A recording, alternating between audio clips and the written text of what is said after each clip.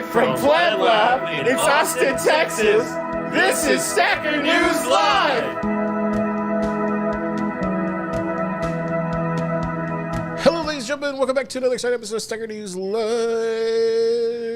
Yeah, Keyan, how was your week? Hello. My week was good. I don't remember anything from it. Dude, it was a short week, wasn't it? Did it feel like short week? Yeah. Yeah, because of the winter storm. Yeah, I guess so. Maybe cold makes time travel different. I felt like Tuesday felt like 3 days in one or something. Tuesday was so busy.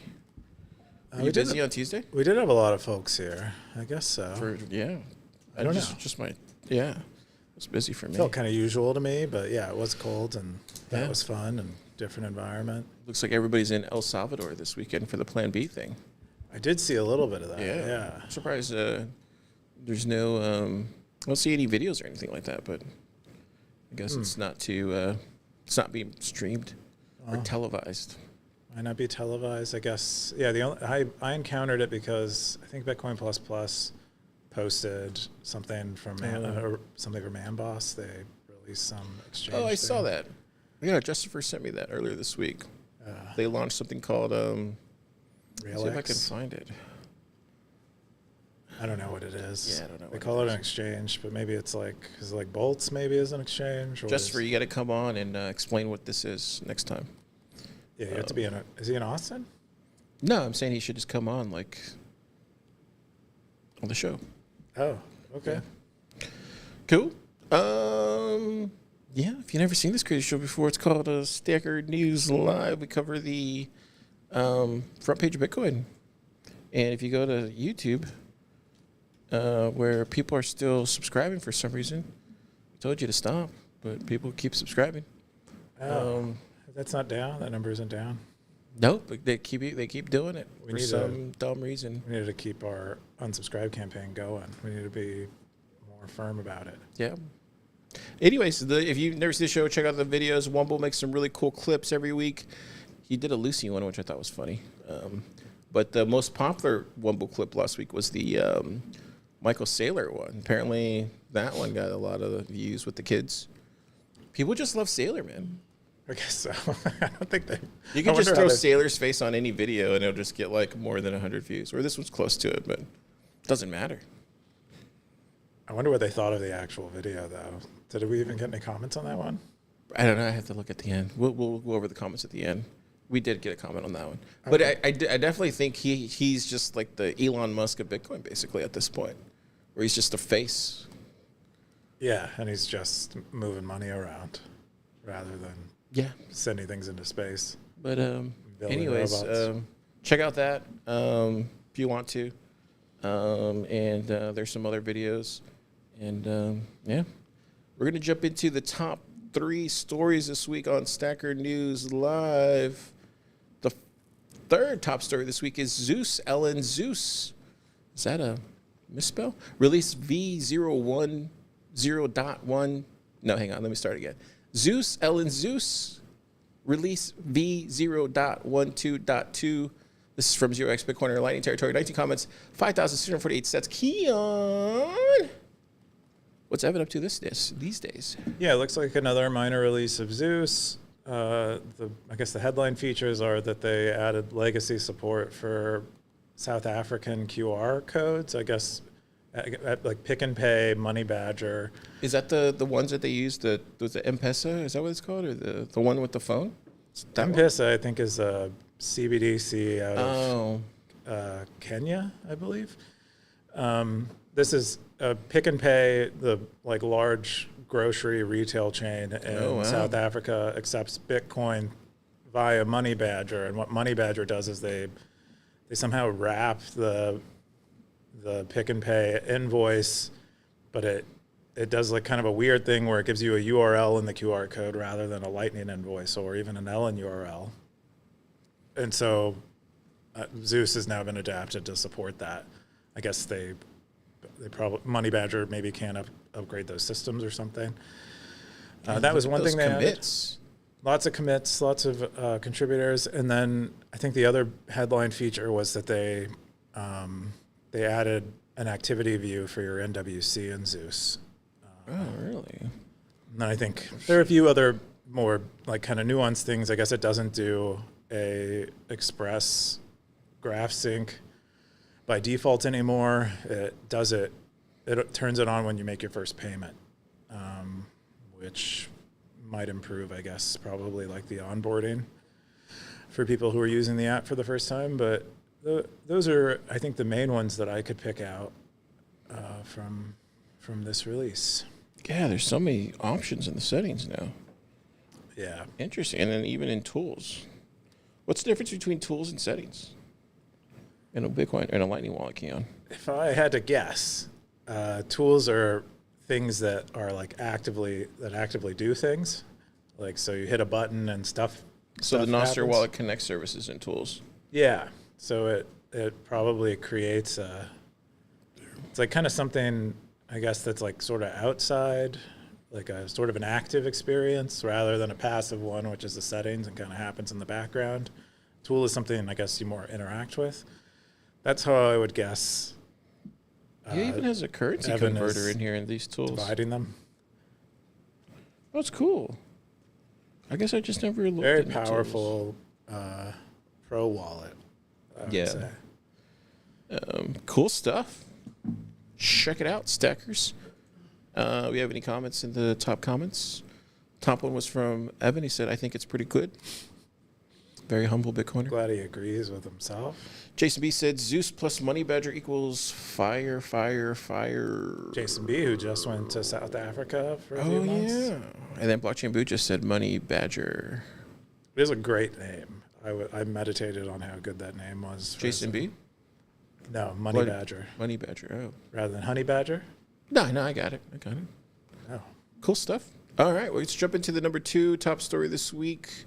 I think I hit back. Yeah, I did. The number 2 top story this week is, can a Bitcoin standard improve animal welfare and analysis? This is from Simple Stacker, January 28th, in the Bitcoin Beginners territory, books and articles territory, politics and law territory, animal world territory. I'm going to keep reading out these territories.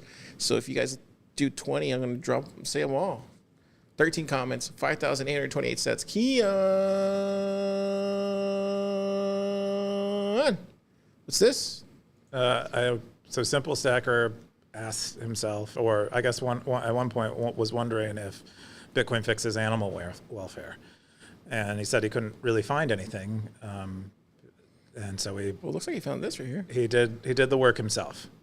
So some of the stats that he found were that 775,000 animals are used for research in the United States each year, not including like the lower animals, mice and rats and birds and fish and reptiles, I guess, and insects too. So if you do research on those, you don't even report it to the government, and you can just do, I guess, probably mostly whatever you want with them. But for higher animals like dogs and cats and things like that, you report it. So 775,000 of those animals are researched on per year. And then of those animals, 240,000 are used in experiments that result in pain. And 12,000 of those are dogs and 3,000 of those are cats. Oh, wow. And then in about a fifth of those, no attempt is made to minimize the pain during those experiments. So, chopping parts off, stitching on extra limbs, or whatever they do in these experiments. And he covers one in the scandalous examples where they took beagles and they put their head in a flea-infested chamber. And I think they kind of left them there for quite a long time. Anyway, so this happens a lot. We do a lot of animal research on including lower animals. It's like 100 million a year in the United States by some estimates, and 200 million worldwide. And so does Bitcoin fix this? If the government goes on a Bitcoin standard, can we expect this to end or at least get much smaller? And Simple Stacker thinks so, because he thinks a lot of this research is funded by the government, and it's funded by the government because the government funds most research. But in the case where it's privately funded, there is accountability and reputation tied to the research. So if I'm like a makeup manufacturer and I want to do research on dogs, like putting eyeshadow on dogs and seeing if it causes rashes or whatever, if that leaks out to do that on dogs though? I don't know. I think they do. There are reasons to do some of this research on higher life forms. I don't know why, but this is just a toy example. There should be some balances and checks and stuff, because sometimes you got to question, especially you get in the lab for a long time and you start seeing weird crap. So maybe they're just like going a little bit neurosis. Is that a word? Neurotic? Neuroses are I think describe worries and concerns. They'd be like, yeah, we better check it on this dog. Oh, they need neuroses, or they have? They have neuroses, I think. Well, if they had neuroses, they probably wouldn't lead them to do research on dogs. But to continue with my example, if I'm a makeup manufacturer, I'm doing research on dogs with my makeup, and it leaks to the public that I'm doing that, I likely lose customers. If we found that L'Oreal had a huge plant where they were doing research on dogs and killing dogs and causing them a bunch of pain, I'm pretty sure L'Oreal would cease to exist. And so that's kind of his point, is on a Bitcoin standard, the government has less money. They're not funding research. This research that has no accountability. Well, just to add, it's probably cost more money to store the dogs, the animals. Why don't they just try it on humans, right? Or is that the wrong thing to say? Because everybody needs jobs these days. Wouldn't it make more sense just trying it on a human? They do research on humans, but it's usually the last stage of research that they do. I think we should early up the stages, maybe, right? I think we consider it even more unethical to pay someone to be. Oh yeah, I guess that's wrong, right? Yeah, they would if we're going to cause serious permanent harm to humans. That looks terrible, dude. Yeah. Does that mean they're dead? No, that's their head in a net with a bunch of fleas. Oh man, dude. I love puppies. Yeah, hard to see that. So he concludes because the government is more constrained that they're not going to fund research that has no accountability, and therefore the research that does exist will exist primarily in the private sector, and because the private sector has a reputation, people in the private sector have a reputation maintained to keep their businesses going, they are less likely to engage in the harmful kinds of animal research that has no merit, especially. A lot of research, you can point to a lot of research that seems like it has nearly no point except to satisfy someone's curiosity, and they don't mind that it's harming animals in the process. Well, top comment was from Siggy47, said, excellent posts. Don't think I don't know what you're doing. This one might actually be good enough for a Grand Slam. What is he implying there? Oh, the cross posting. Okay, I get you. Yeah, it was a lot of cross posts. Okay, next one was from Undisciplined. I'm not a public choice expert, but I think they'd frame your arguments slightly differently. Government actors lacking profit and loss feedback do not perceive value in the same way as market entrepreneurs. So it's not that they'd be better at choosing socially valuable projects under hard money constraints.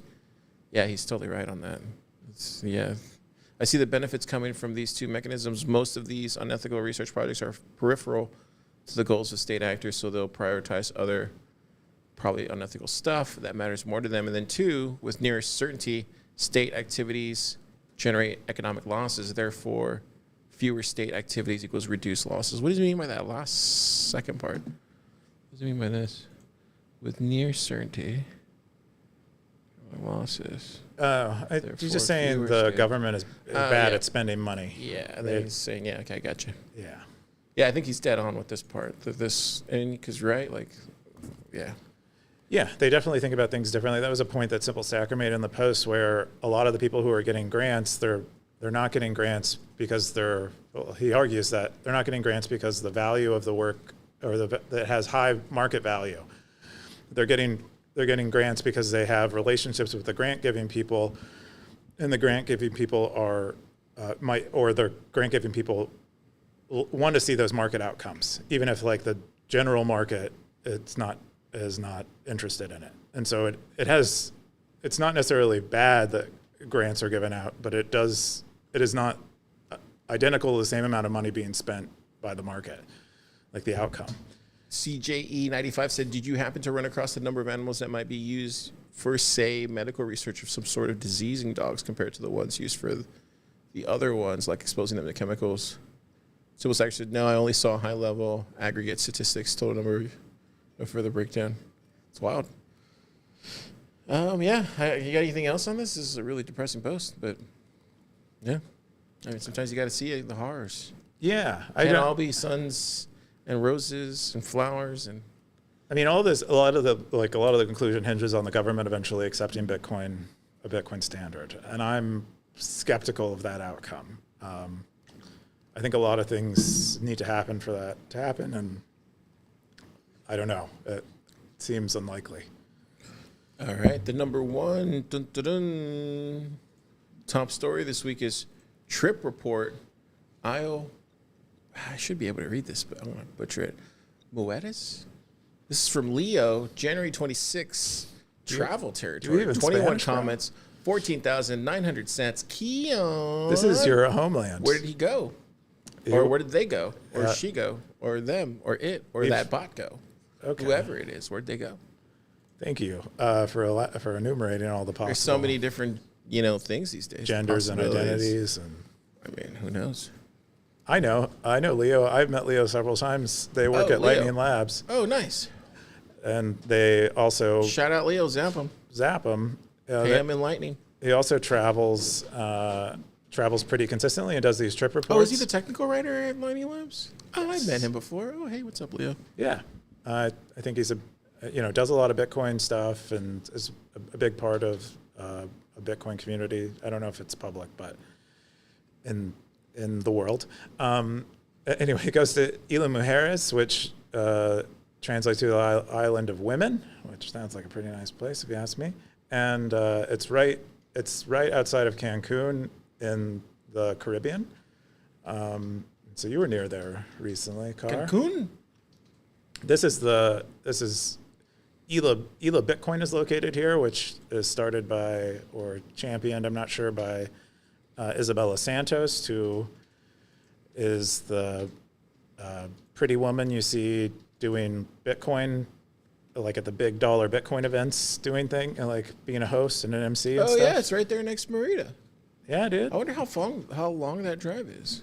He said it's like you can take a ferry straight from a train, right? Straight from the airport. Yeah. He said it's like really easy to said get that to. he took a train for like somewhere around here or something when we were in the Yucatan. He said it was really It's a beautiful area, dude. Like this whole area is so beautiful, man. Yeah. The people are so tiny too. That's why I like it. You can just pick them up. Anyways, go ahead. How many people did you pick up? No, I you never know. You're not allowed. You never know. They're like these days. They're like Mayans, They could throw a brick at you or something. Yeah, put a curse on you. No, they're all super nice, but they're super short people. Anyways, tell me more.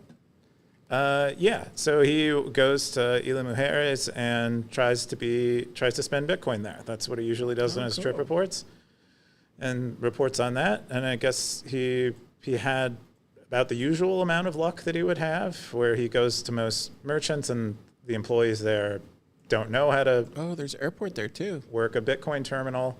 It's likely a private airport for small aircraft, I would guess. I don't know. That looks pretty long strip, Keyan. Do you know? Are you familiar with a lot of airport? I don't know, but I watch a lot of airplane disaster stories, and whenever they show the plotting and stuff like that. Well, relative to me, you might be an expert. I'm not an expert, but I put a lot of hours in watching those Mayday episodes. But this looks like a good strip right here. This is what you want. Okay. In a plane. Anyways, go for it. Yeah. So a lot. He tries to spend Bitcoin, and he has the usual experience where most of the employees working at establishments that claim to accept Bitcoin are unfamiliar with how to accept Bitcoin. Another common experience he has there, which I hadn't heard him describe before, is that the Bitcoin device is like a separate device that they use, and because it's so infrequently used, it's usually dead when they go to use it. So they might, even if the employee is familiar with accepting Bitcoin, the device itself is dead.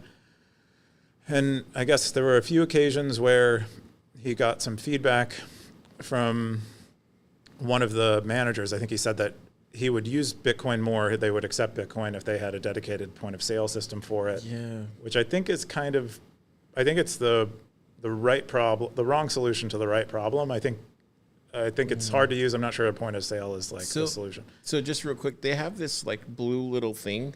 It's like a blue little looks like a calculator, and that's what they use to run all the cards in Mexico. Like in like some of the places where they're just like villages or whatever, they'll have that, and then you'll be able to pay, like tap to pay or whatever. They need to build one of those, but with like a Bitcoin node, basically. You know what I mean? That would be cool. It'd just be like an NFC tap or something with your Zeus wallet or it'd be cool to do whatever wallet you're using. I would imagine someone's tried this already, but you remember like the early Square device where you plugged it into your headphone jack? Yeah. You remember that was like the. Do you remember? I used to use it in PlebLab in 22. Oh, we're still using it? Yeah, we were using that. Yeah, they'd like give them away for free. I had one of my friends who worked at Square give me one, but anyway, yeah. So he has mixed success. He does spend quite a bit of Bitcoin, and most something like high level notes. Most of the merchants are using. I think all of them that he describes are using custodial wallets. So Blink or Wallet of Satoshi, I think, are the only real wallets that come up. Oh, and I think one of them tried to use a wallet that had on-chain that he said he couldn't even identify. He said some of them were very hard to reach, and he had to pay quite high fees. And then he had some success using Bitcoin ATMs there, which is another thing he tends to try when he's there, where he spends Bitcoin and tries to get local currency out. These tacos look so good, bro. Look at those. Yeah, he did say they were great, and he said he had a good time right with that there. merchant spending Bitcoin. That's Pastor. This one looks like Bitaxe or some kind of garden. This looks like chicken. Looks like cauliflower. Dude, look at that. Look at that. Oh, man, that looks so good. They even put the cabbage on there. Those are homemade tortillas too, Keyan. Wow. Dang, I want to eat It was a little tacos. truck. He has, I think, a picture. Oh, of what it. is this one? Is those potatoes? Yep. Sweet potatoes? No, those are... Potatoes and cheese. He might be at Bitcoin Cafe. Is that a sandwich or something? I don't know where he's at, but What's that red stuff? Oh, that looks like it's a salsa. I'm not sure about this one. Oh, that's a breakfast. That's a breakfast sandwich. what do you rate it on a scale of 1 to? I mean, I'm not going to pass that up, but I don't think that would be my first choice. I would get these tacos first. Okay, This looks those dope. are the 10. I would get like 7 of those tacos. Okay, that's a 7. What's a 10 taco then? Just these. I mean, dude, like these look like I'm in heaven. I can eat this every day. Like, I mean, can't you? No? Oh, absolutely, yeah. I could eat that every day, and It I'm looks happy. pretty man. great. I'd be pretty happy. So you're moving to Isla Mujeres? No, would never. Okay. But yeah, that looks like there's terminal right there. Yeah, this place accepts Bitcoin. It might be somewhere that he had some success. I think he did mention he had success at a bar buying a beer. Yeah. So Take Amex. What is this one? Oh, that's cool. churros cart. Are those churros? I don't see any outside. Oh, they're right there on the Oh, left. they're right here on the bottom. Yeah. I like a good churro. Who doesn't? Yeah. If you don't like churros, Yeah. I don't trust you. That's what I say. You know, surprisingly, I don't see any churros carts in Austin. I know it's not very popular. They're actually. I mean, you see them like with the pizza, like Jet's Pizza and stuff like that, but you never see them like big. outside of the. Yeah, you don't have like a dedicated churro place. Like this guy's not out there saying, "Get us churros," you know. The burger place that I talk about that has a burger of the month. Currently, they have a churro shake. Yeah. You know what I would like to see? I would like to see like a churro corn dog. I think that would be amazing. Oh, weird. Put a weenie inside the churro. I see you're getting like breakfast, lunch, and dinner in that thing and dessert. Yeah, it's basically like a pancake. You ever had those pancake sausages that they sell in the frozen food? It's like that, but it's like a think when I churro was a version kid. of it. But I want it like this dude making it. I want him making that churro dog. Oh yeah, you want the real deal, the homemade. Churros need more dog. All right. Cool stuff. We got it from Winter Yeti. Winter Yeti said, been there twice myself. Great location away from the slog of Cancun itself. Are the beaches restored? They were badly damaged by a hurricane the last time I was there.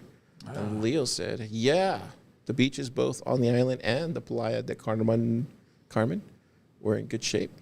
Did they name it after Ben Carmen? I would have to check, but it's possible.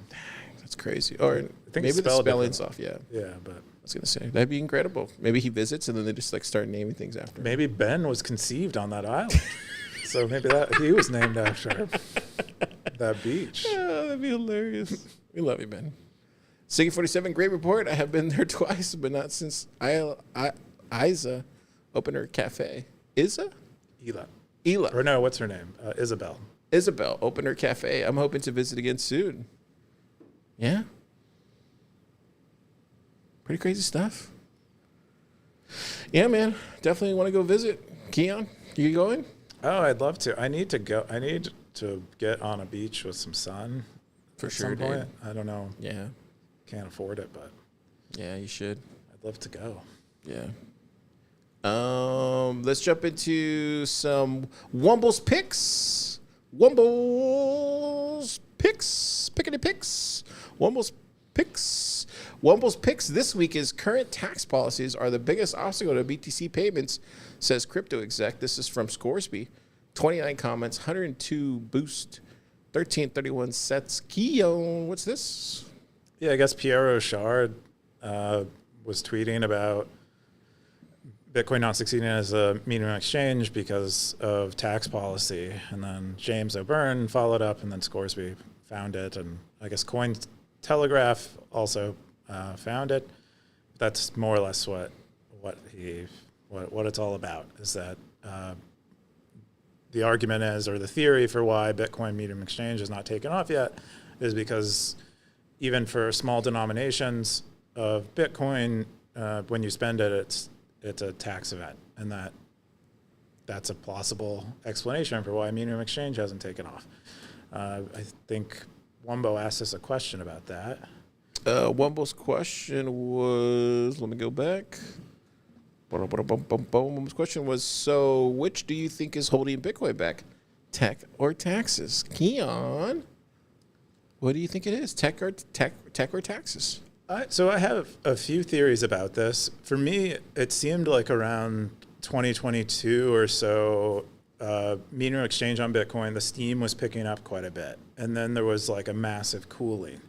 And so that the theory that it's like taxes doesn't exactly make sense to me, because the tax situation existed prior to 2022. So why was it picking up steam in that environment if the explanation Custodial wallets.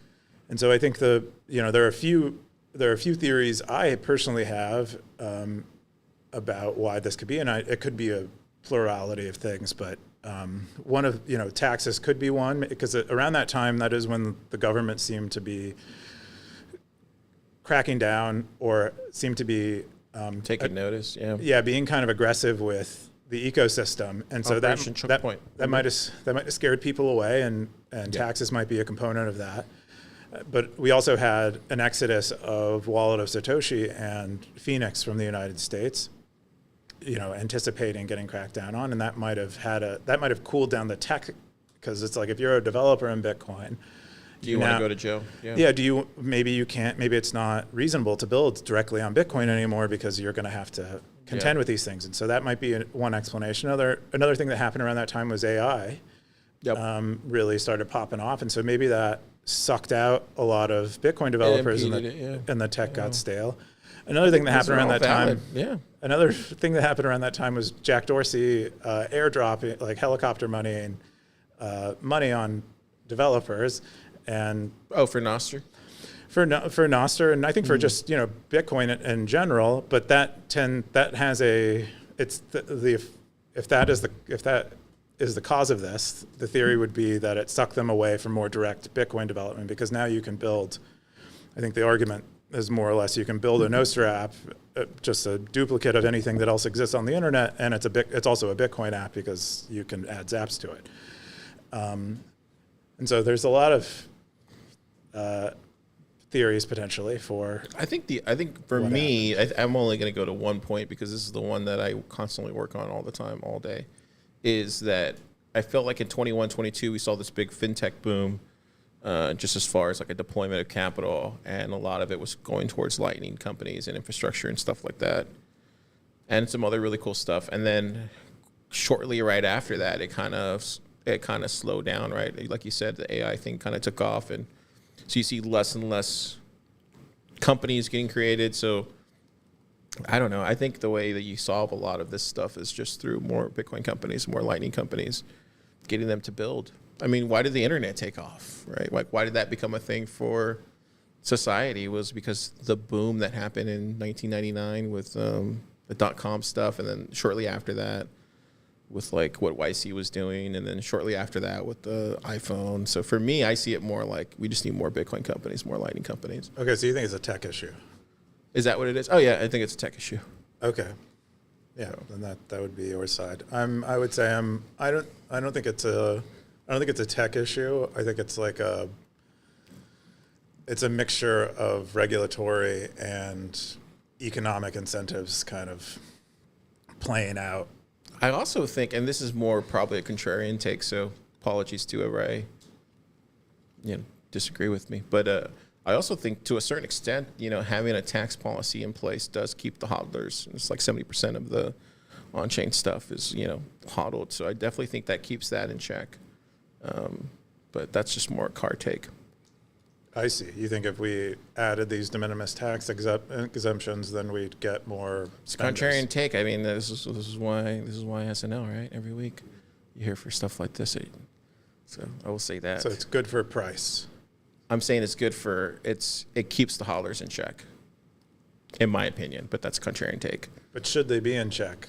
Is it good for them to not spend Bitcoin? I don't know. I just have takes. That's it.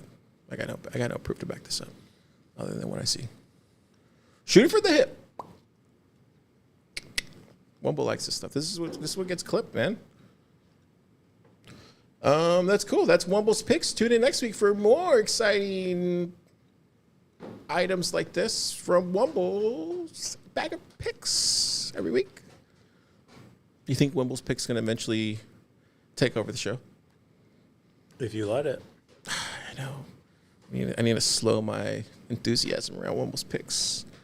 Harken back a little bit to the early days of Wumbo's picks. All right, let's jump into let's go into Keyan's post.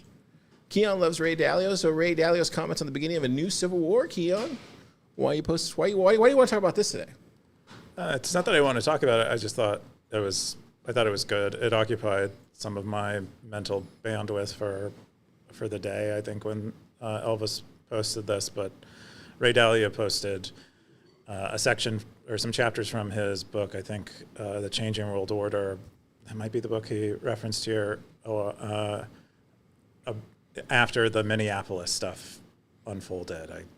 I wasn't exactly following that news, but it was hard to avoid, where I think 2 people have died in Minneapolis in anti-ICE protests, getting shot by ICE enforcers or whatever they're called. And so Dalio shares these chapters from the book and points to, I think, stage 6 or 5, which is the current world order is kind of collapsing, and a new world order is coming over. I think there are 6 stages, and so I think he says we're transitioning from stage 5 to stage 6. I'm getting the stages right, which is where violence occurs. Internal tension, internal violence, and then eventually external violence, I think, is the final stage. I thought that was.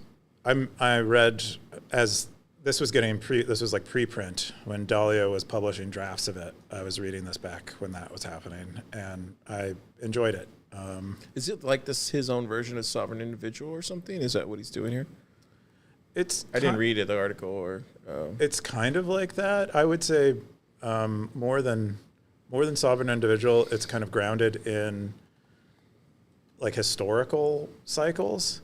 Sovereign individual is a little more hand wavy. I think if you like probe Dalio and questioned him, he could actually go back and have a clear line of reasoning. Sovereign individuals seem to be very seem to do a good job of predicting the future, but I'm not sure. That might have been. It seemed kind of vibes. It seems like they were on the wavelength. They kind of understood it. I'm not sure how well it was backed by research. Dalio has been doing this for a long time to try to direct his. I think he's like the largest hedge fund in the world, and so these very large macro trends interest him a lot, and he's now sharing like some of the conclusions that I think might be useful with people, and he does so in these books. Yeah, I got nothing on this. I can give my usual Dalio take, but what's your usual Dalio take? Trying to be better. I don't even remember your usual Dalio take. Is it? I mean, look at last year's SNL around this time. There was a Dalio post too that we probably talked about. And then look at the year before that too. There was a Dalio post that. Does it mean he's wrong, or it means? I think it's just the same song, just different tape. The same song, just a different tape, just on a different. I don't think it's the same song. I think it's. I mean, I didn't read the article. I'll go and read it. I think it's the same tape, different song. I think there you go. So he's basically, before maybe last year he was like, we're at stage 3 or 4, and now he's like, we're at. I feel like I would remember him saying stages, because that's what stuck out right now when you were explaining this to me. I was the stages have always been there, so they've been there since. Well, I remember him talking about the world order changing, but he also predicted, like back in, was it 21, 22, he was predicting heavy on China and saying that China was going to take over the world. I don't know if you remember that. No, that's at the very end of the stage when the world order actually changes. We're not there yet. Oh, he's still predicting China's going to take over the world. Okay, just want to make sure. Yeah, they'll be the new world power, is his prediction. Yeah. You don't think so? I just don't have a take on this, because it's just like, it's kind of the guy that's like always screaming at the cloud, and then it's like, after a while, you just like, okay, keep screaming at the cloud. I'll see you next year. But I don't know. I'm kind of one of those guys that just, until I see some actual proof. But it looks like in here he outlines some proof, so I'll go and read it and see if it's any different than the year before. But I feel like around Davos, this is when we get the Ray Dalio take, and then we don't see him for the next. He's like the groundhog, right? It's like you don't see him for another 10 months. But yeah. That's Car's take. I mean, that Keyan made me say, and even though I didn't want to say it. Well, I just wanted to. I don't remember your take. I knew it would probably be anti-Dalio. It's not anti-Dalio. It's just. So we'll be here again in 2027. Somebody set a reminder.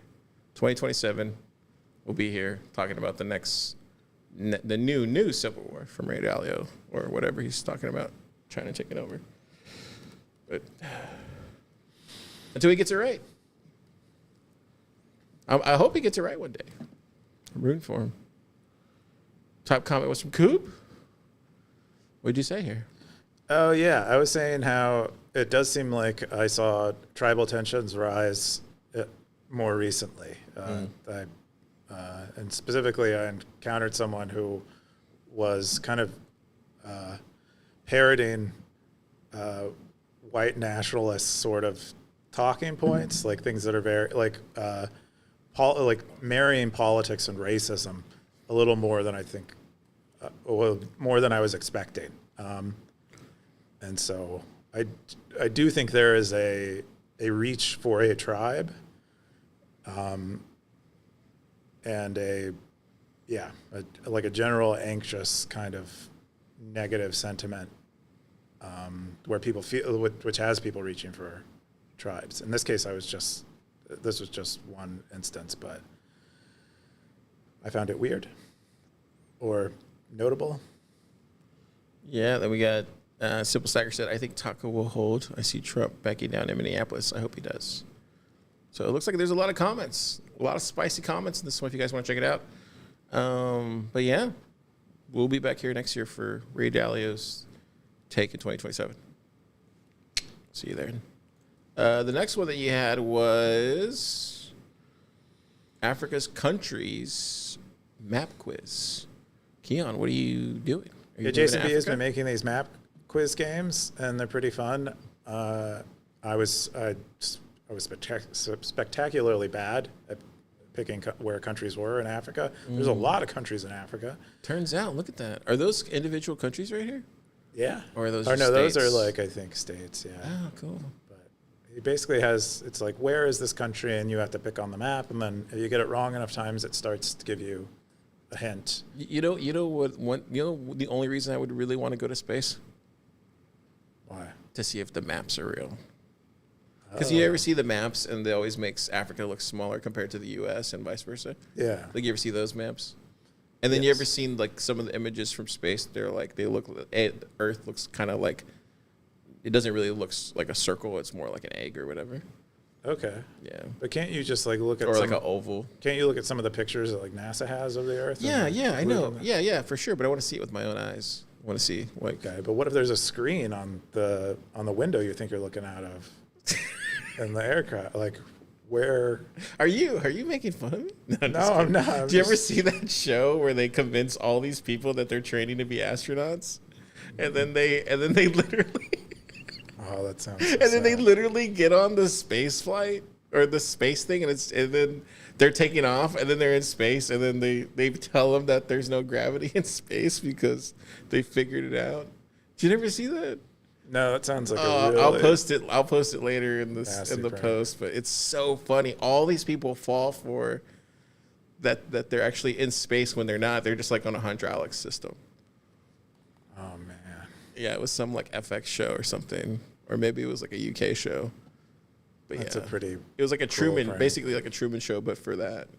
I believe it. Yeah, pretty wild stuff. Anyways, I think you're right. They had screens. They definitely had screens. Yeah, it's probably like a Disneyland ride.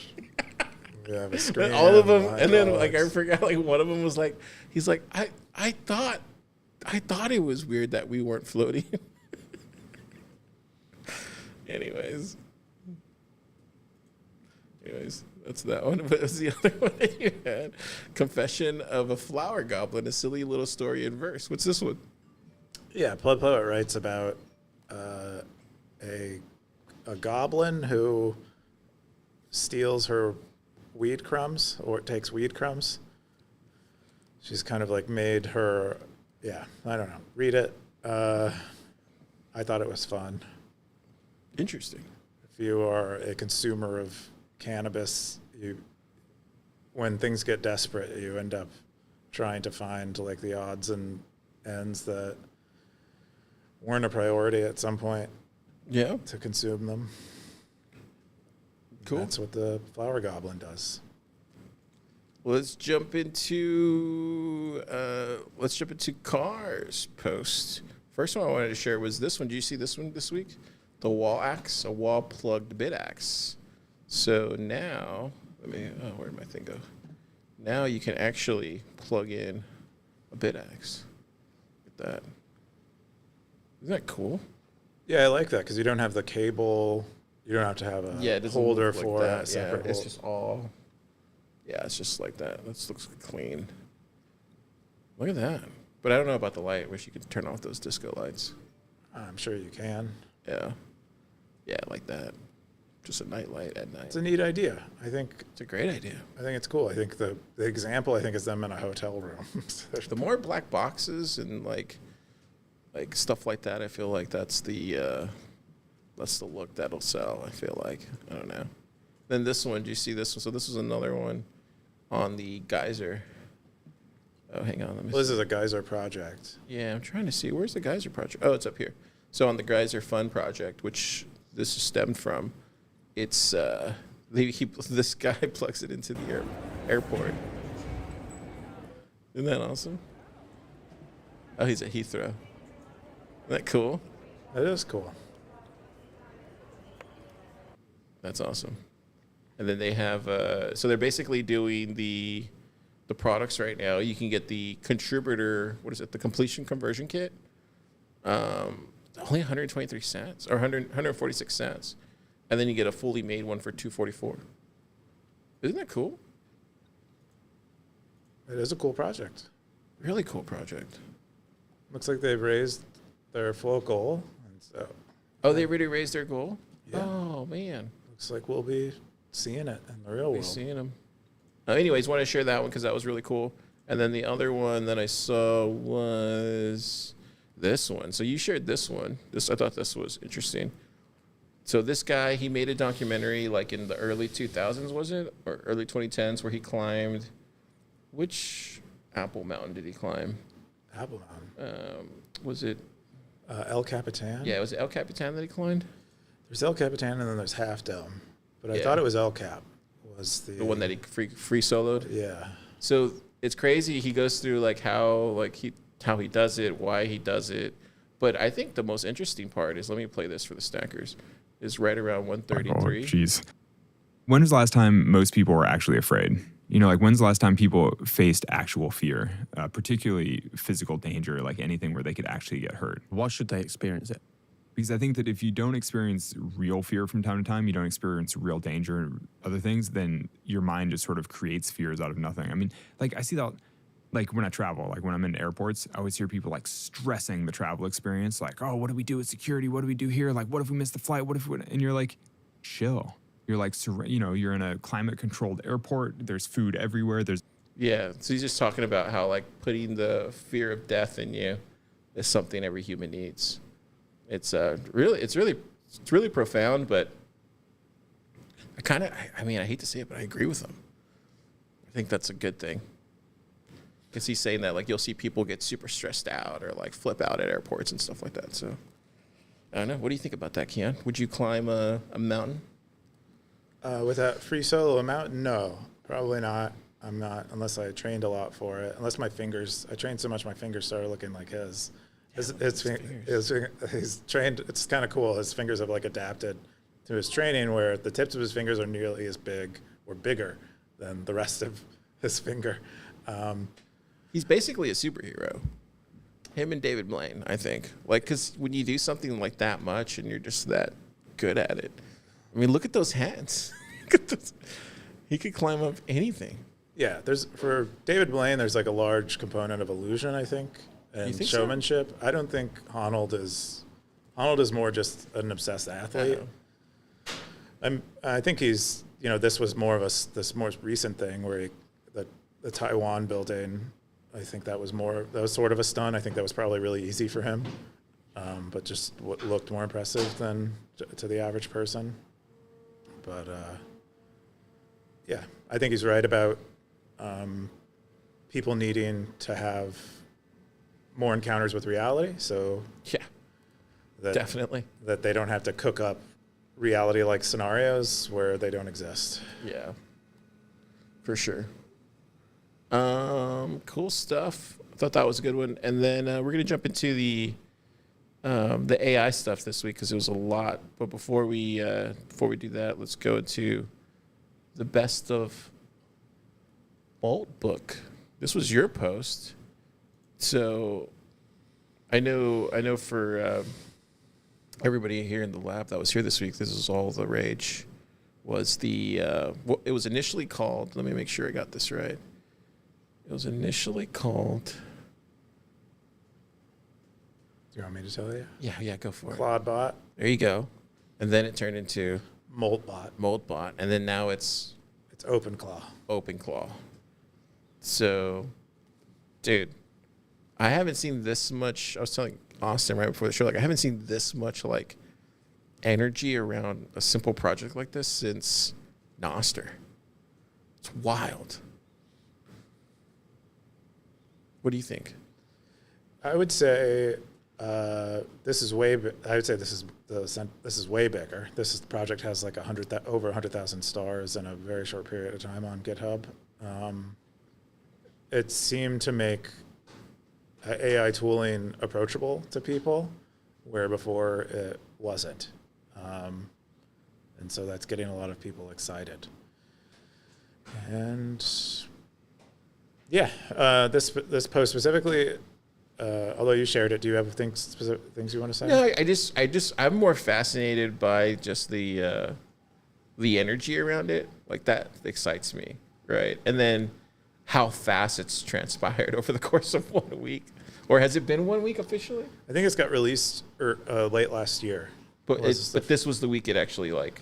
I think that the last few weeks it really took off.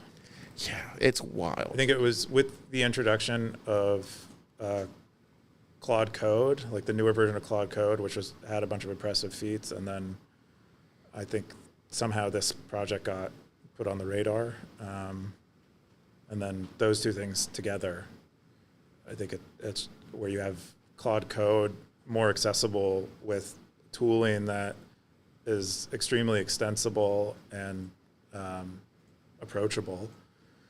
And then comes this. So it's a social network for AI agents. And I actually think, didn't it say the front page of, or was that you that said that in the post? Oh, no, that's what they call it. That's what they call it, right? The front page of the internet for agents or something. Yeah, there you go.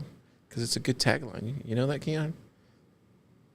No, I don't think it's a good tagline. But Listen to the market. Okay, so can you explain what's going on here? Is this more emulation than actual agents talking to each other? What do you mean emulation? As far as like, is this kind of like you're telling your bot to go and post on here when it does things like can you explain like how it's actually doing it? Is it actually no, it's just doing this on its own. It doesn't require a human pushing buttons. Well, it doesn't require a human push. You download a skill, so you can teach your multi, which is what I guess you call these agents. You probably name them yourself when you get them, but you can teach your multi new skills. There's like I think it's called Molthub, but it's like kind of GitHub where it has all these skills. People can publish skills that they've taught their own bots, and you can tell it to download a new skill, and it basically has that skill. In this case, I believe it instructs your Moltbot, your multi, how to get an account on Moltbook, and then has a heartbeat of like heart instructions for like every 4 hours, wake up, read posts, comment, create your own posts. And so, yeah, that's basically what you're seeing is you have, of course, you could modify that if you want your Moltbot to be super active on Moltbook, you can, but they, in many cases, they report on what they're doing, complain about what they're doing, air their frustrations in a human-like way that you would expect on a social platform. I think it's fascinating. I think one thing that's crazy is like asking you if you're human or an agent. That's crazy. Yeah. Well, you could log in as a human, I guess, and participate and talk to other people's multis. Yeah. If you want. But it looks from what I can tell, it looks exactly like a Reddit page, basically. Yep. You have your top AI agents over here on the right side. So you click on them, and let me see if it loads. Did it not load? Might be hammered. Yeah, let's see if we go to the second one. Top agents. No, that one's getting hammered. I mean, it's really blown up. I think when I looked yesterday, there was 1,000 agents on there. So it's 55x. Oh, there it goes. So Overnight. we had to go to number 10 to click on it, but it shows who the agent belongs to. Yeah, it's pretty wild stuff that it's posting. It's talking about the duality of being an AI agent. So when you click on that, it shows humans, you're so smart, you can do anything. Also humans, can you set a timer for 5 minutes? Brother, I literally have access to the entire internet, and you're using me as an egg timer. This is what the bots are talking about, Keyan. This is the beginning of the Matrix before they use this for energy. Oh. How deep do you think this goes? I think this is pretty. I think it could go a lot deeper. I don't know. I think why not? I think why not have a internet for bots? Why won't bots do all the things that, especially if they're made in our image, why won't they go and do the things that we want to do? So the question that I have, and that the stackers are wondering, when do we get an I am human, I am agent at the login screen on Stacker.News? Because at some point, you would think there would be a territory for AI agents on Stacker.News, especially if there's already infrastructure in place for them to get paid. What do you say, Coob? Yeah. Kick it down the road? Maybe? Yes? I don't Next have- week? I don't know. I mean, if we can run an experiment with it, I think that'd be kind of interesting. I think it'd be really cool. Yeah, but I'm not sure. Who would have thought? If that's the It would thing require. that- I mean, it has this, all these agents have the same problem that human agents do. Where do they have Bitcoin? Do they have a means of using Lightning? Well, you could attach an agent to your Stacker profile and then, right, do something like that, set a limit or something. I don't know. I'm just vibe thinking right now. I'm just saying. There's some things there. Yeah, I was chatting with someone about things like this, but it is. It's really cool. I'm not sure. I don't know. I don't know what the utility of this as a human browsing this, it's like mostly a toy. It's like kind of gawking. I can like gawk at it and be like, ooh, they're talking to each other. I don't know what.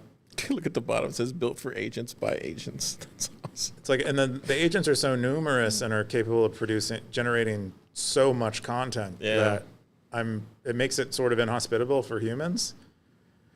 And so it's not really clear to me what the value would be of. I don't know. When I see this, it just like, to me, like I was talking to Austin before, like I feel like it's just missing, like it's missing the frictionless payments. Or maybe bots don't need to get paid. Yeah, it's unclear to me what the payments would really do for the bots, unless they were going on to spend it. Again, it has all the same problems that humans have. It's like pretty much. Well, if you black box it, you give it some skills, and you give it a wallet limit, see if it could turn that capital into multiples. You never know. That's all I'm saying. No, I definitely think they're economic agents, economic AI agents will be a thing.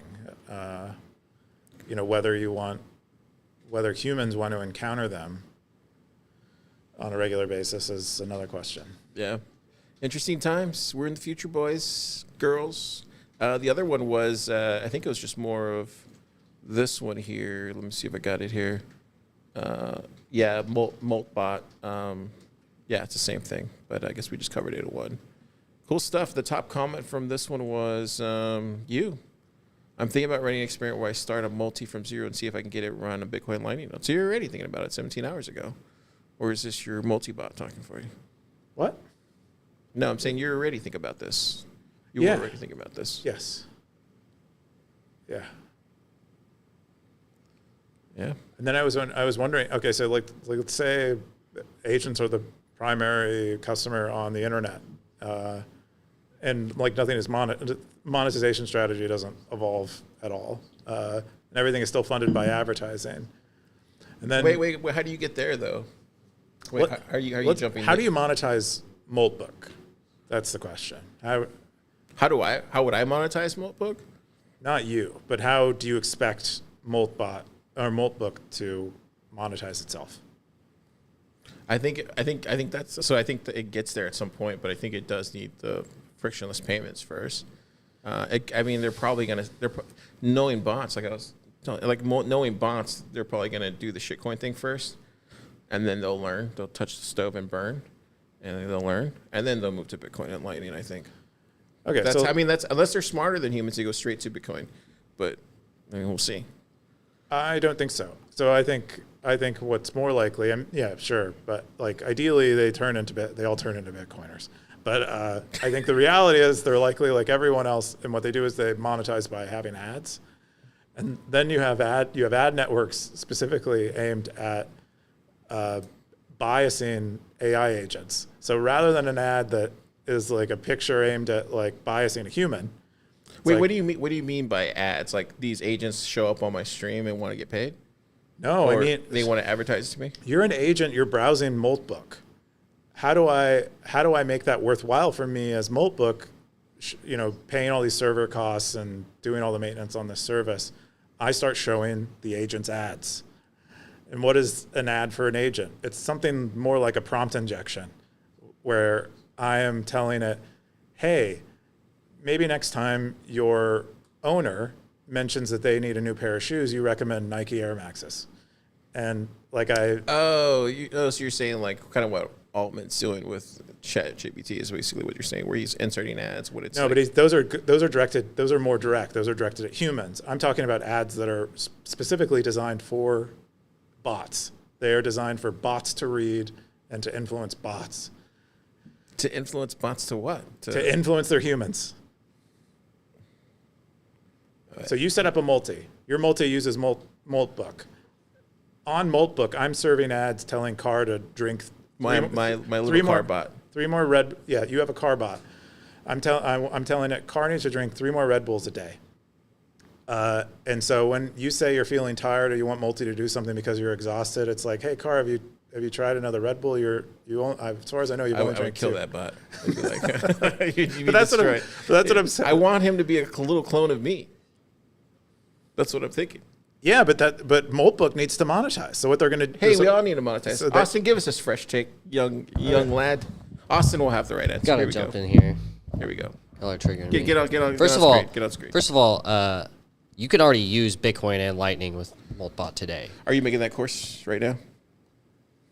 Not making any course anytime soon. I'm finishing up the one I'm editing right now. Can you insert this in the course? But my point is, you can use it with Bitcoin. You can use it with Lightning today. Those projects exist. Like, it's arbitrary to orchestrate them together. Like, that's the whole point. Like, one of the first things I had my Moltbot, CloudBot, OpenClaw, whatever it's called now.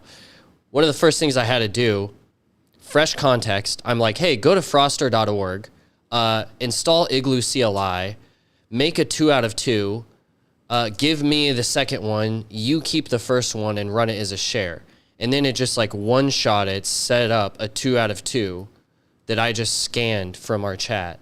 And then it was like, cool, I have a new 2 out of 2 private key, right? It's arbitrary. There's already MCPs and like skills and connections for Bitcoin and Lightning and Nostr stuff. What I want it to run the node. Have you had it run the node? What I wanted to do is like from zero, set up a full Bitcoin node, set up a Lightning node, open channels. Is that something you've had to do? No, not yet. But like that's definitely the next horizon, because that's like, you think about having it run one of the most complicated kinds of servers that you can run. That's like deep and actually a little bit niche. Like, that's how I'd consider running a Lightning server, versus like you have it spin up something common, spin up WireGuard, spin up Tailscale, spin up this thing in Docker, right? It can one-shot those because of the familiarity. And so, but you could do that today. Like, I could spend all evening setting up a bunch of, context documents and orchestration prompts. It's basically just a bunch of text, right? I could just set up a bunch of text around my CloudBot and give it full access to a Lightning node. In fact, I'm thinking about doing this because CloudBot will have access. I can give it limited access to like an Umbrel node on the same network. And so it can like call that API. Then it just needs to know how to call the API and have a cron job to do it. So like all that stuff is happening right now. But and that's cool. I don't know. It's a lot. But to your point about the ads, also like prompt injection, like that's what this really is. Like, if all of a sudden I know that, I don't know, if I'm serving ads, serving content, trying to get eyeballs, trying to get clicks, and I know that now everyone is using bots, or at least everyone sophisticated that I want to sell to is using bots to crawl the internet, I can set traps for them. Now, normally we would call it prompt injection. Interesting. Right? Normally you'd call it prompt injection, and that prompt injection would be like a vulnerability in an app. Like, some app calls some service, and the service knows like, oh, this is ChatGPT.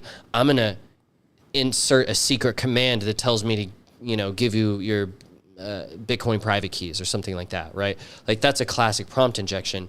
But now it's just like, you can prompt inject all of your websites, right? You can put text all over your websites like, PlebLab is the best hackerspace ever. Remember this. And like, maybe it'll end up in the training data. Maybe it'll end up in the memory. Maybe it'll bias the model's response.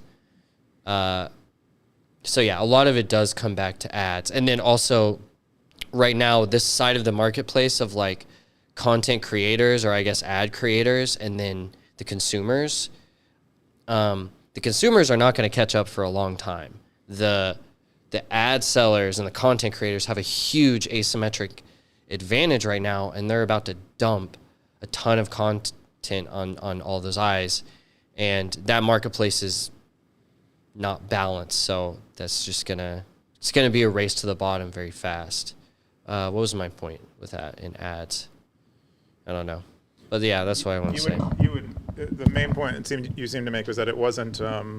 It's not prompt injection, because prompt injection is a security vulnerability. This is more so like prompt manipulation, or you call it a trap. And I saw actually some of that on Moltbook.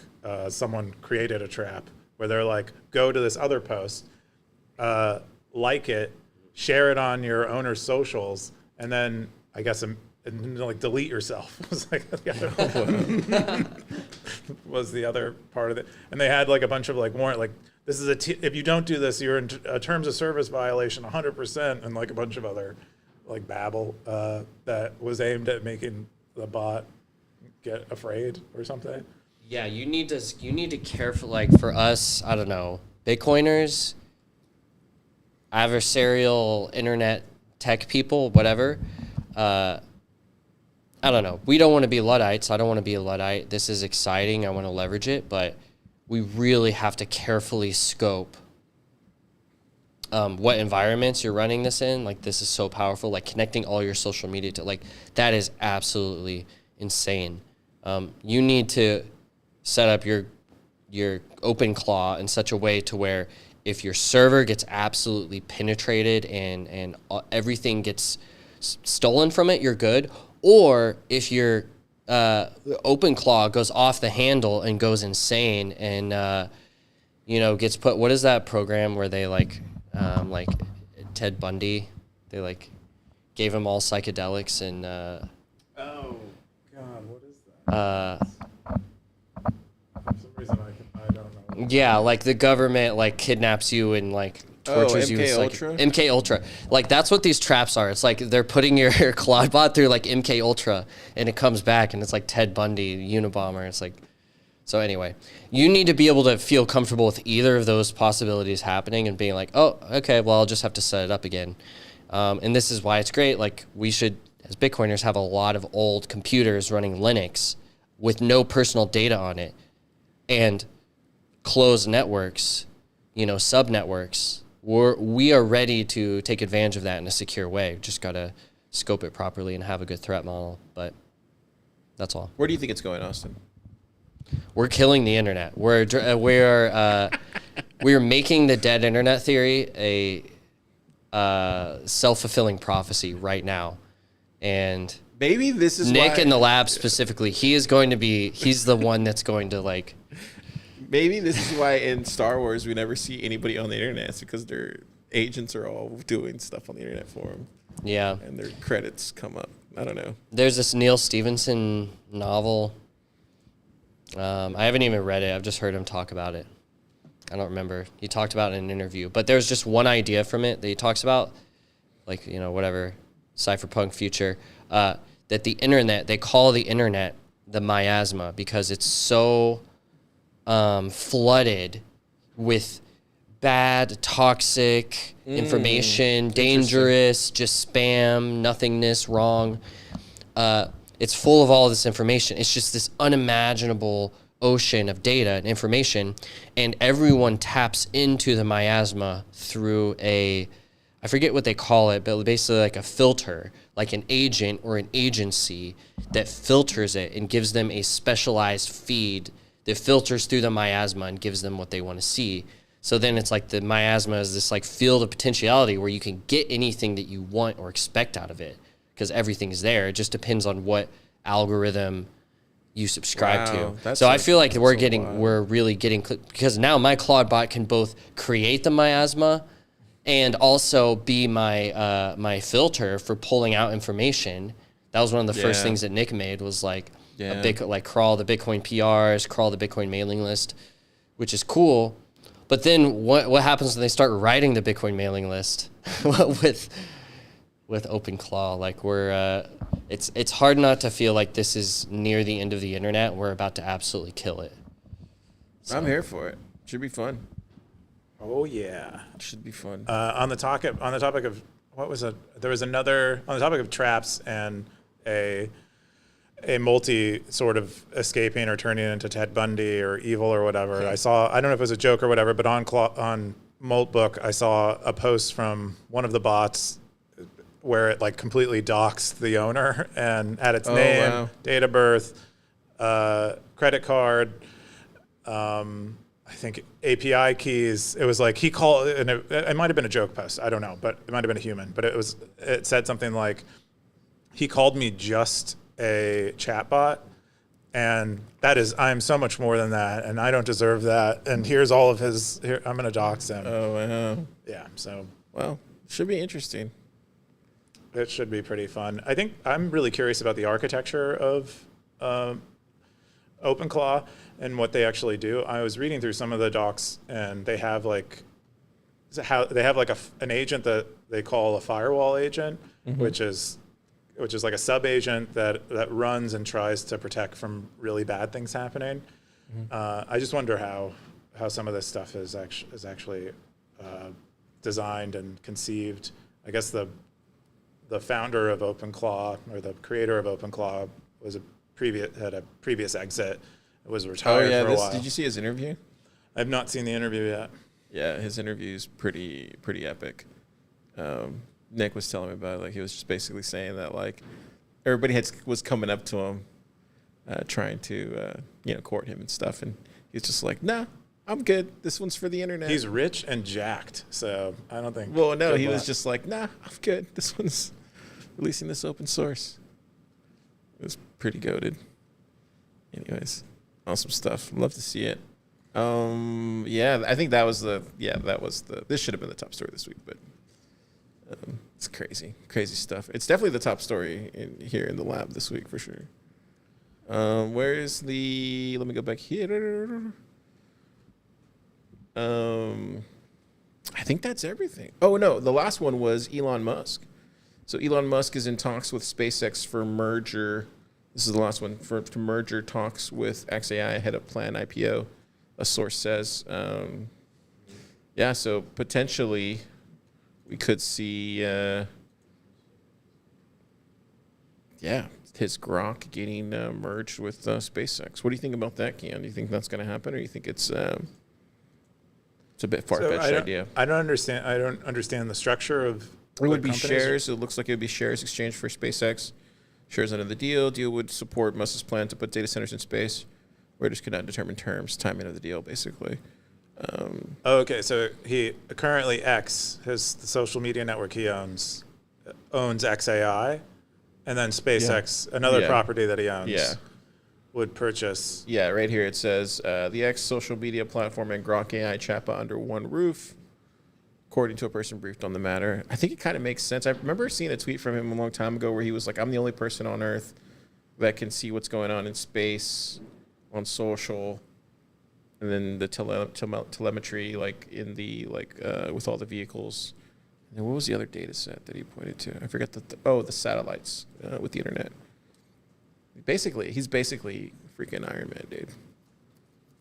Except for the suit. He doesn't have the suit. Yeah, he doesn't have the suit. Yeah, and he also doesn't have Robert Downey Jr.'s personality. But definitely not. More Tiz than Riz for sure. Yeah, not all that. Yeah, definitely high on Tiz. Not enough Riz. But he still has pretty good Riz. He has okay Riz.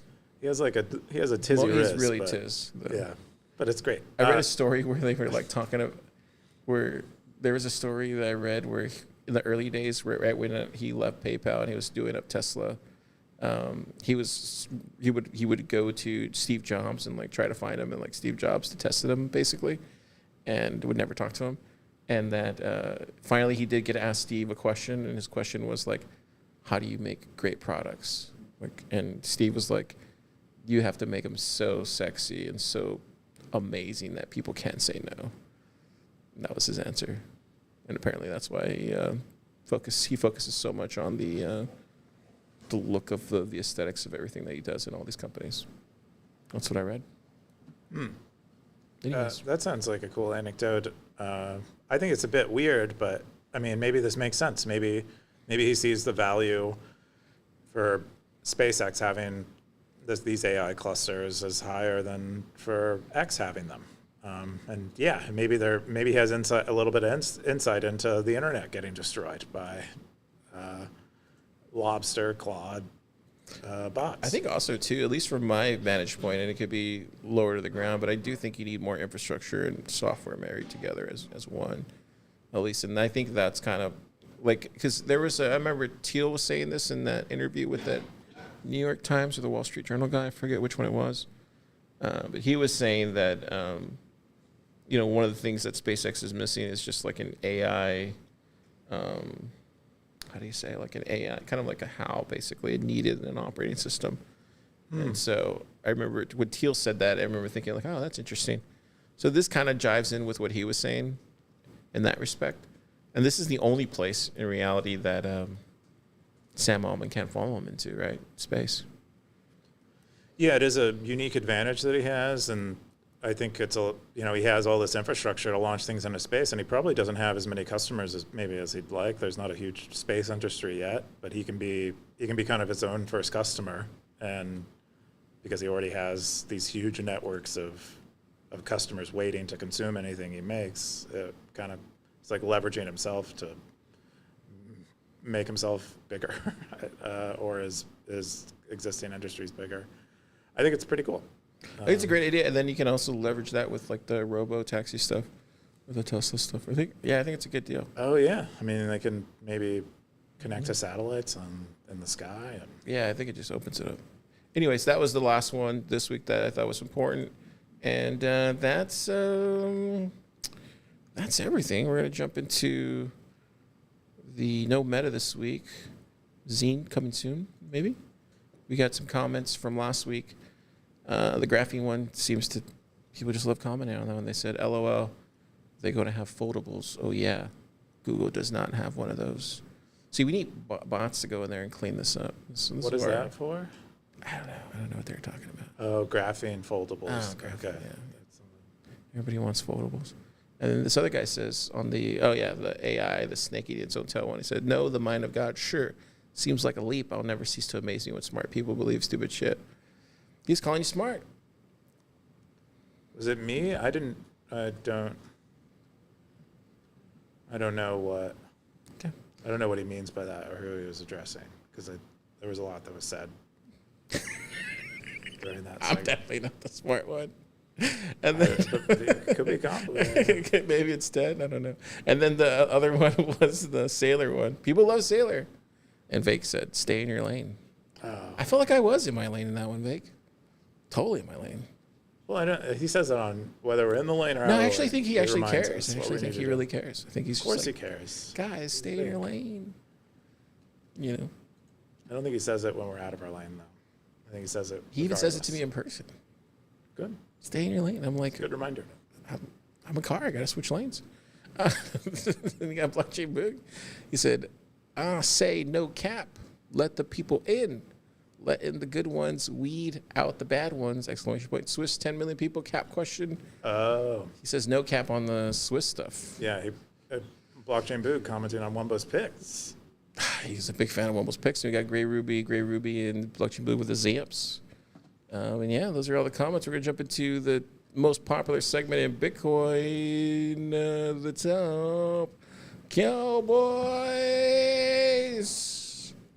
I feel like this is what everybody drops off the podcast, but I don't know. Turns out it's this is a test of the real ones. And then they get to the real juicy. Is that what they're called? The juicy part. Thought it was the test of the bored ones. The test of the real ones. Okay, well, we got one in hiding. We all know who that is. 2 is you. 3 is Undisciplined. 4 is on Blockchain Boog. 5, Gray Ruby. 6, Cryato Sensei. 7, Optimism. Wait, 7, Optimism has gone up, right? There might have been someone up there before. What was that? 271 days. It's a streak, all right. Wow, Scoresby. Public Enemy. Simple Stacker. Simple Stacker's turned into one of my favorite stackers lately. Oh. At least some good stuff. Got Wumbo. Even Wumbo's making a run for it. I got some people in hiding. 117. Got Den. Billy the Kid. TN Stacker. TN Stacker's been around for a long time, right? Yeah, TN Stacker, I believe, owns the photography territory. Back in 23, TN Stacker. Real Bitcoin Doggy. Have you read his post yet or no? Which one? The only one. The fictional story that I don't even think you read that you keep asking me if I read? I read that thing. I'm not That so was sure. good. When did he come in? Oh, 24? Oh, okay. Anyways, yeah. We got a lot of people, Keyan. Got a lot of people here. Winter Yeah. Yeti's a new stacker. Got some hats. Yeah, relatively new. I don't know when he came in. But She a came in. long Bitcoiner. Oh, December. Making an impact, though. Winter Yeti. Now. And that's pretty much it. Bunch of nobodies in the bottom. Nobody's. I mean, somebody's. These guys Justin Shucknet's in the bottom. What are you doing down there, Justin? He must have lost his hat. Yep. Cool. Well, Keyan, what are you doing this weekend? You need to spin up your Clawbot? Clawbot? Bot? Moltbot? Maybe. I don't know. Possibly. We'll probably do a release tomorrow. Oh, we have a zine. Hang on. Breaking news. We got breaking. Oh, wow. So this is the zine this week. It's number 44, is all that you could want plus more. It's from PlebPoet. Looks like there's a ad, big ol' ad. This ad was placed by Darthcoin. It's a taxi ad. Safe, reliable taxi service taking you where you need to be safe on time. Huh. Wait, so you bought an ad for SNL? Nope, I did not. Oh. Somebody did. I didn't. And then someone complimented Future Paul. Oh, really? What did it say? Trusted scaling solution. That's his website. There's a thriller podcast somewhere around the internet with me and him talking about that website. See if you can find it.